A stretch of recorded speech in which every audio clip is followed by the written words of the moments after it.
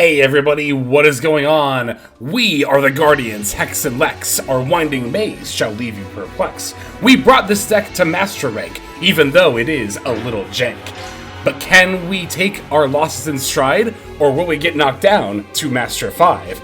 Either way, I think this build is cool, so I say, let's watch some Master Duel. I am here with Gate Guardian, channeling the spirit of the Paradox Brothers, some of my favorite characters in all of Yu-Gi-Oh! To play one of the coolest decks, I think, in all of Yu-Gi-Oh!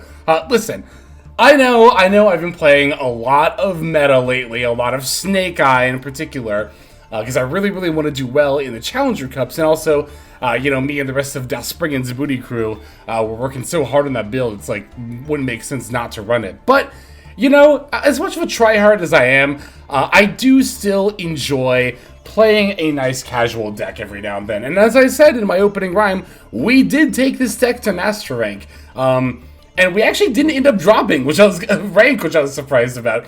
Very pleasantly so. I started in Master 4, and I was like, it's funny, because I was one win away from Master 3, and I was like, you know what, I'll go down to Master 5 to play this deck, it's totally fine. And we did not end up dropping ranks, so that's pretty cool. So, this is obviously going to be a Gate Guardian deck, and there are a lot of really cool things going on with this build, especially now that Armageddon Knight is at 3, whoo! The first thing I noticed when I saw the new Master Duel ban list was this card coming off the limited list going from 1 copy to 3. And my first thought was, wow, that makes Gate Guardian a whole lot more consistent. I've seen a lot of people who try this deck on the Elemental Hero Prisma, but I don't think this card is very good. Because, it can set up an extra piece from the graveyard by using your normal summon, but it's kind of redundant having the same Gate Guardian piece both on the field and in the graveyard. Moreover, what are you going to do? Normal summon this, play the Wall Shadow, and then, go into water and wind and pass?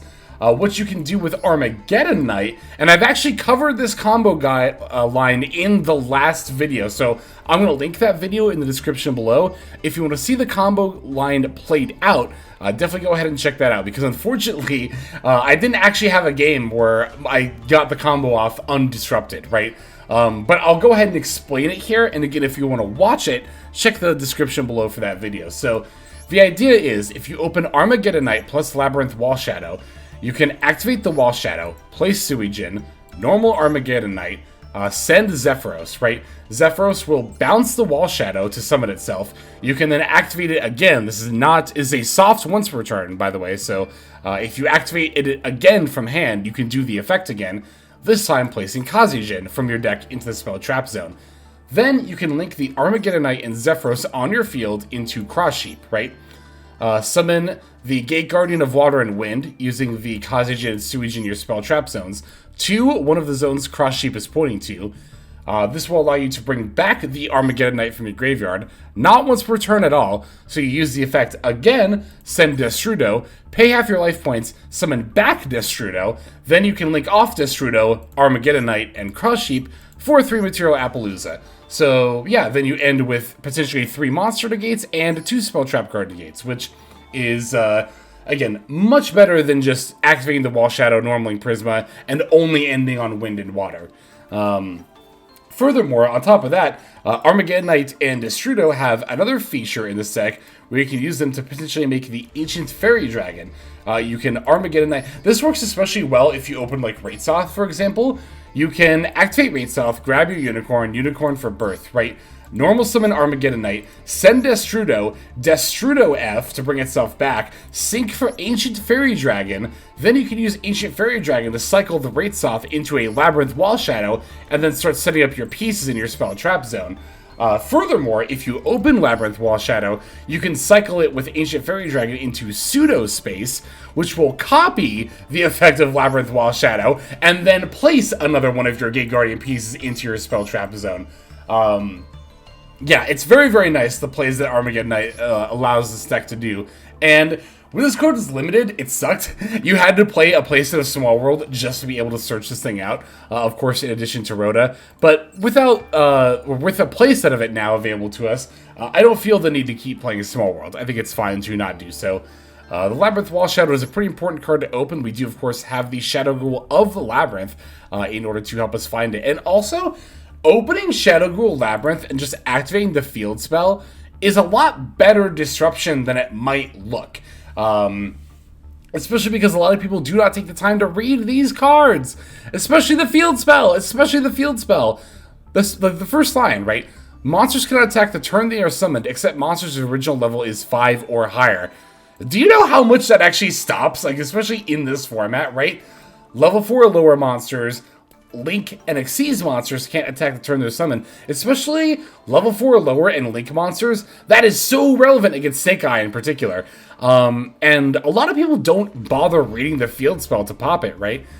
The field spell also lets you destroy a monster with 1600 attack, or less than 1600 attack, at the start of your opponent's battle phase. They don't read that effect a lot of the time.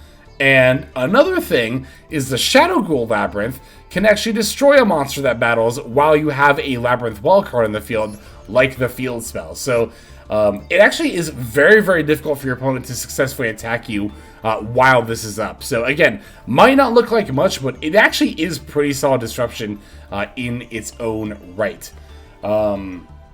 Yeah, I touched upon this earlier, but we're also playing a Kashira package.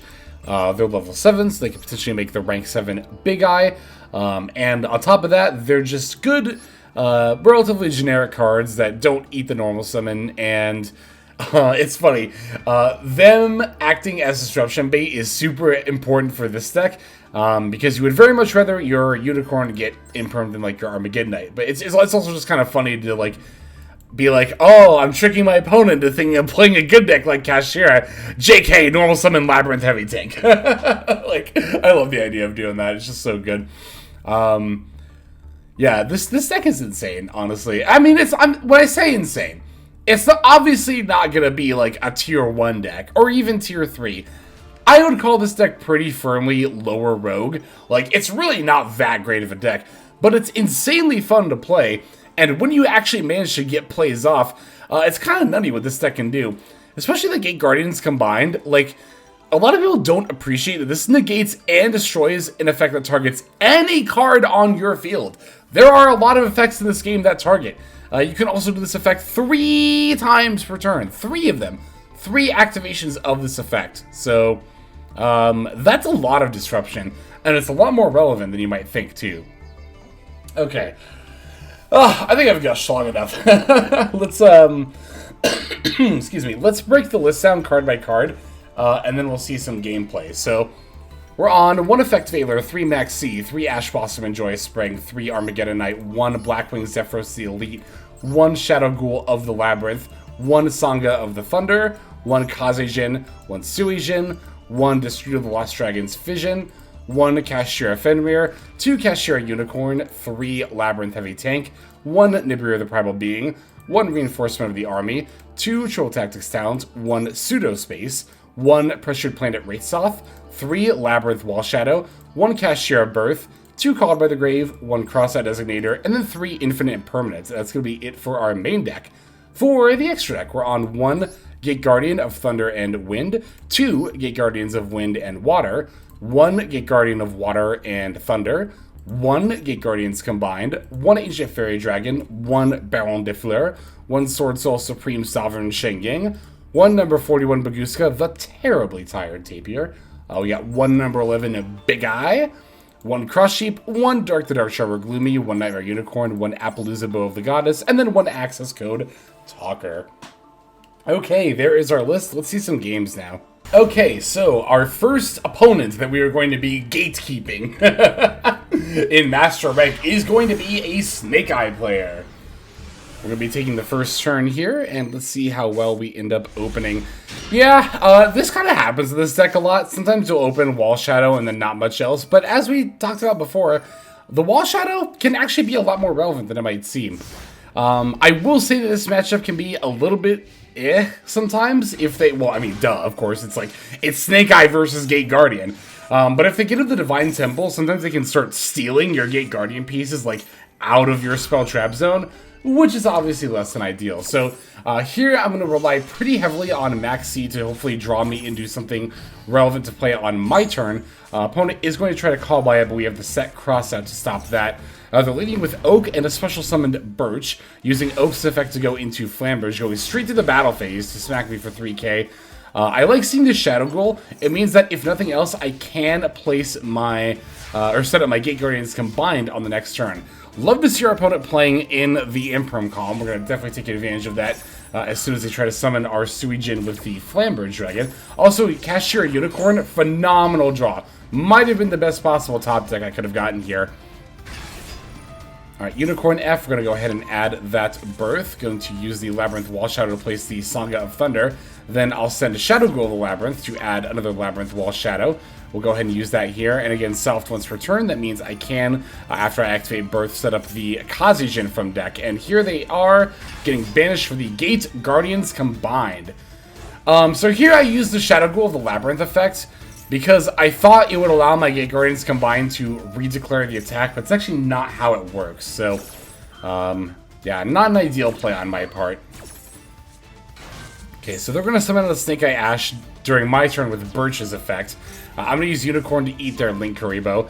Ash will, of course, add Poplar. Poplar F will special itself. Poplar F to add the Subversion, I believe, yes.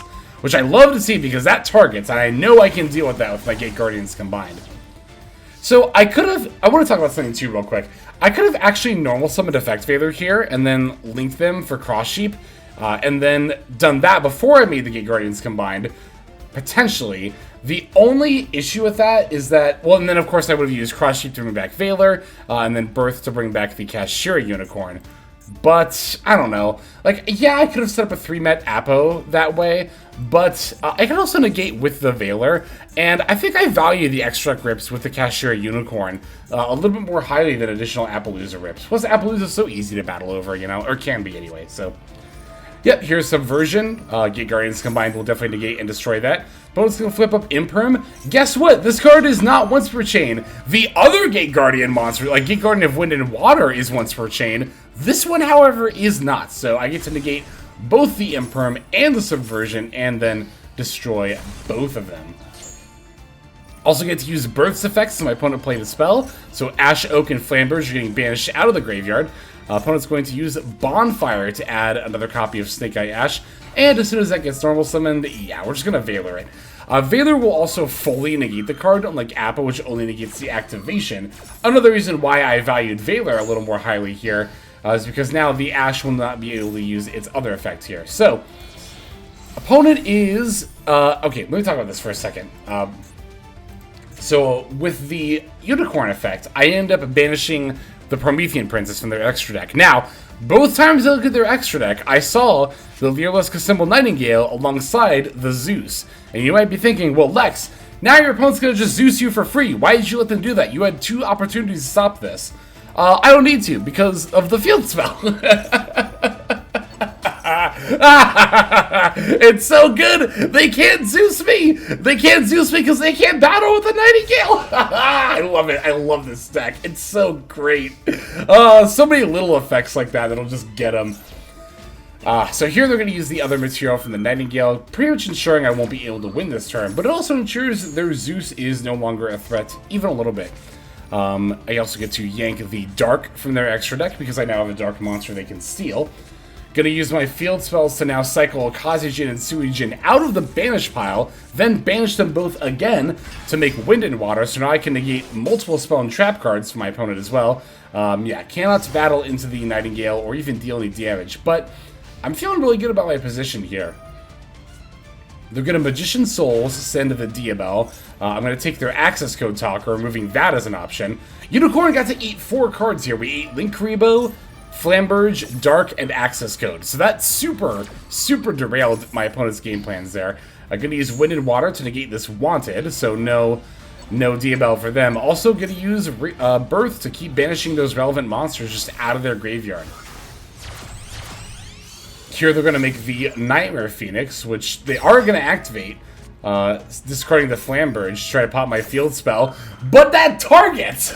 So now Gate Guardians combined is going to negate and destroy it.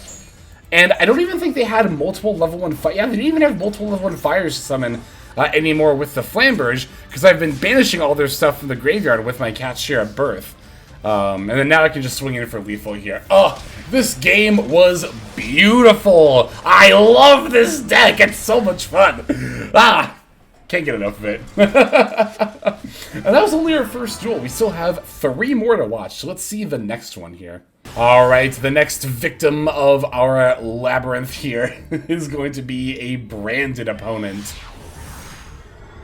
Let's see what we got. We're going to be taking the first move yet again. Again, no Armageddon. I could not open Armageddonite to save my life. And even the games when I did, they always had either Ash Blossom or Imperm. So again, I would have loved to be able to show off that combo line cleanly in this video. But again, you can check out the other video I made on this deck. Link in the description below to see that here. So yeah, I'm just going to set up the Wall Shadow, place one of my pieces, and then sit on my disruption till, well, we need to use it. So, obviously going to be saving my Ash Blossom for the Brain Diffusion here. Opponent is going to try to bait me into playing it, I think, with this Gold Sarcophagus for the Tragedy. They were either baiting or trying to see, or no, from a Courier, sorry. I feel like they were either baiting or trying to see if I had it, because, like, I don't know why else you would add Albaz here. But one thing I like to do against Branded is I'll actually hold my toggle on off until I think they're about to use the Brain Diffusion, just because a lot of them will test for it, right? They'll use these switch effects, even if they're not necessarily optimal, to see if you're holding the Ash Blossom before they commit to using Brain Diffusion. So, looks like they're sending Albaz and Lubellion for Albion here. The Imperm is also really tricky to use right now because of the Cartesia on the field, right? Because Cartesia is in play, if I try to use Imperm, they can chain Cartesia, fuse whatever I'm trying to negate, and then they'll be good to go.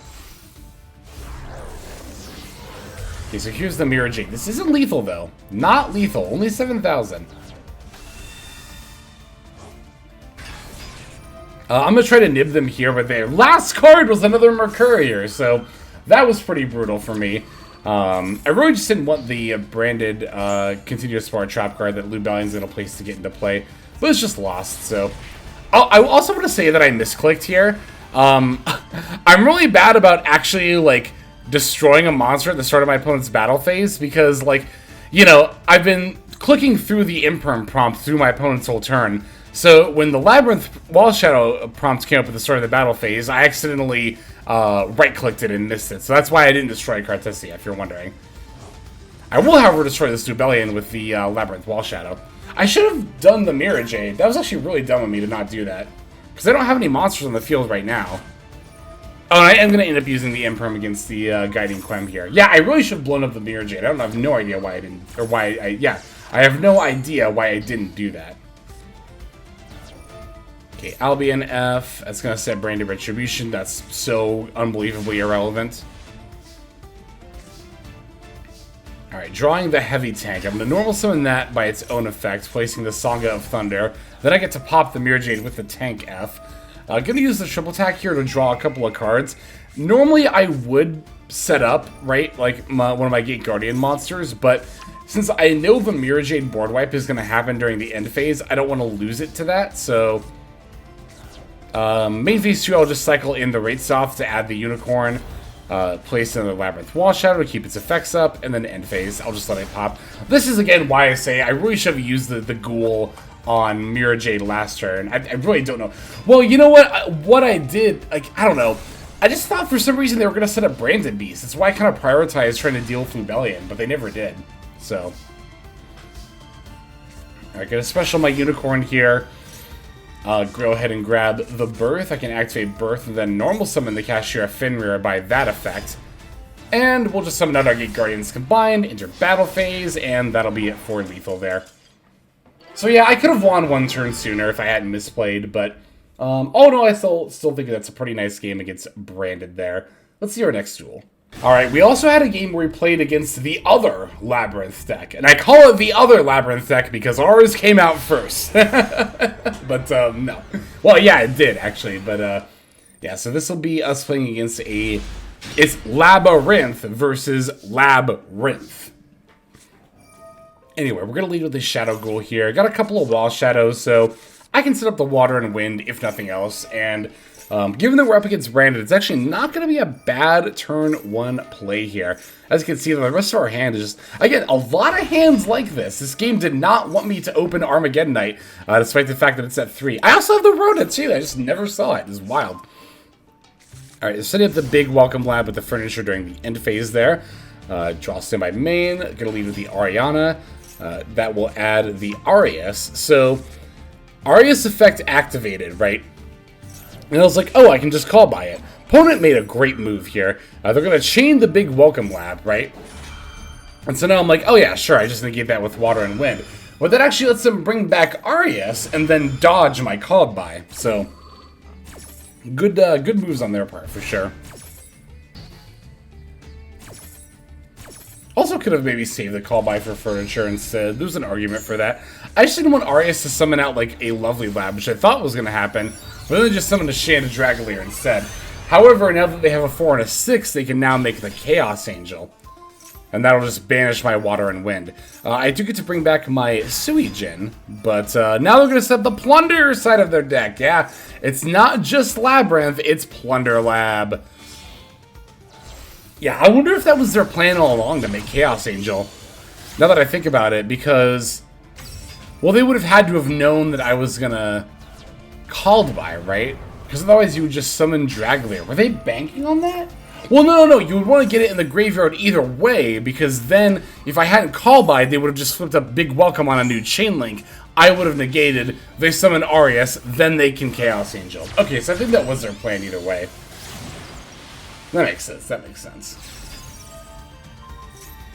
Alright, so here they're going to summon the Xyz ship, and then actually pass right back over to me, so I'm like, okay, I might actually be able to do something here. I'm going to try to battle over the Muckraker. It'll, of course, use the Destruction Replacement effect, but I'm like, alright, I've got Valor, right? So maybe that'll be enough. I can just Valor the Muckraker, and then they'll be done, right? We'll see here. So yeah, I'm going to, obviously, like I said, use the effect Valor. But they have the big welcome lab, they can just bounce it back and dodge, which I didn't even think about.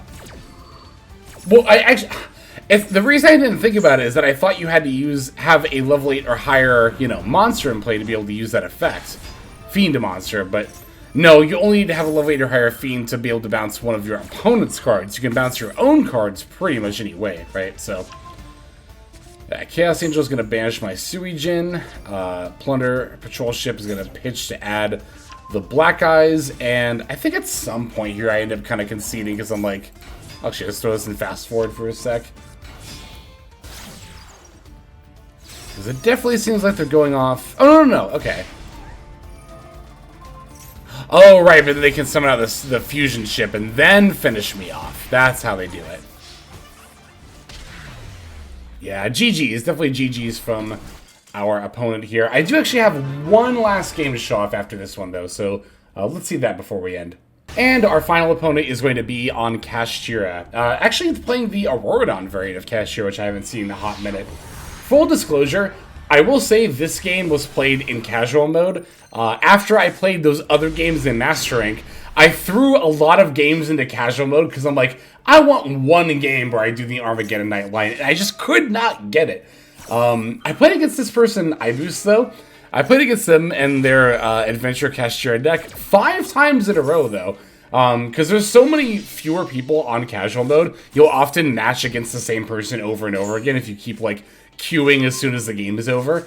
I played 5 games against iBoost, and I actually won 4 of them. I went 4-1 playing Gate Guardian against Kashtira with Auroradon, which, I know TCG players out there will be like, whoa, Auroradon, that card's unbeatable! It's like, no, it's not. It's completely fine. But, I don't know. Just everyone freaks out on TCG side from Auroradon. It's like, this card has been legal in MD, and without Hulk, it just doesn't do much of anything. It's totally fine. But, definitely gonna max see them. That card is not fine. I don't think I have to say that, but that card is definitely much less fine. Anyway, they're going to Prosper for the Unicorn, especially in the Unicorn. I'm already feeling very confident with the Nib that I can just stop whatever they're about to do. This was like the 3rd or 4th game, I think. Either way, I knew well by this point what their game plan was. So, They're going to Unicorn eat my Gate Guardian. I really don't care at all, to be totally honest. It's like completely fine. Alright, and we ate their Zeus, by the way. We ate their Zeus to basically force them into the Tomahawk line, which plays into my nib. Although I just drew Valor here, and I'm like, alright, I'm just gonna Valor you then. Like, let's just not even... That's not even like it gives the 5 summon point. I'll keep my monsters in play. Plus, my Unicorn can grab the Birth next turn and normal summon the Finmare, and then I can use the Heavy Tank to set up another piece. I have Shadow Ghoul of the Lab, so I can use that to set up another piece, and now I have a field where at very minimum I'm going to have like Unicorn, Finmare, and Gate Guardian of Water and Wind. Or actually I'd probably do Thunder and Wind. That way I could reduce their monster's attack to 0 and just OTK them. Yeah, I think I'd probably just do it that way. So... there we have it. There is our games with Gate Guardian. You can probably tell by my energy in this video that I thoroughly enjoy this deck. I mean, I really do love Gate Guardian. Like I said at the very start of the video, I love the Paradox Brothers. When I was a kid, I had like I made like a labyrinth out of cardboard to like play with that rule set from Duelist Kingdom. I always thought that was really cool. I like just Gate Guardians, you know, combining to form one big monster. I love this archetype. I think it's so neat. So thank you all very much for watching this video. Let us now move to our outro. Hey everybody, thank you so much for watching all the way to the end of the video. That means a lot to me. It's also a great way to support the channel, so thank you very much in that way as well.